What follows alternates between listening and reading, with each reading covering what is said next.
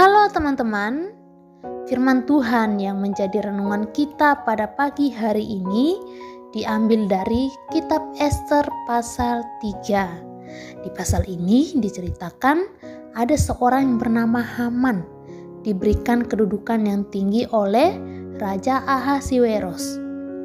Dan semua pegawai yang dekat gerbang harus berlutut dan sujud kepada Haman. Tapi Mordekai, yaitu paman daripada Ratu Ester, tidak melakukan itu. Ketika Haman melihat bahwa Mordekai tidak melakukan apa yang diperintahkan oleh Haman, sangat marahlah ia. Kemudian Haman membuat rencana untuk membunuh semua orang Yahudi di seluruh kerajaan Ahasiweros.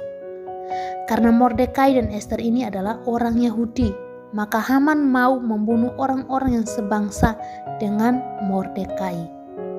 Haman kemudian datang kepada raja dan memberitahu Raja Ahasiweros bahwa ada bangsa asing, yaitu bangsa Yahudi, tidak melakukan hukum atau peraturan yang dibuat oleh raja.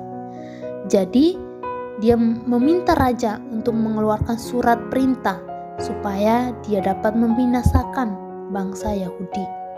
Kemudian raja mengatakan kepada Haman bahwa perbuatlah apa yang kau pandang baik. Jadi semua itu terserah Haman. Nah, setelah mendengar apa yang dikatakan oleh raja, Haman langsung membuat surat perintah untuk dikirimkan ke seluruh daerah yang ada di kerajaan itu, bahwa semua bangsa Yahudi, orang Yahudi harus dibunuh.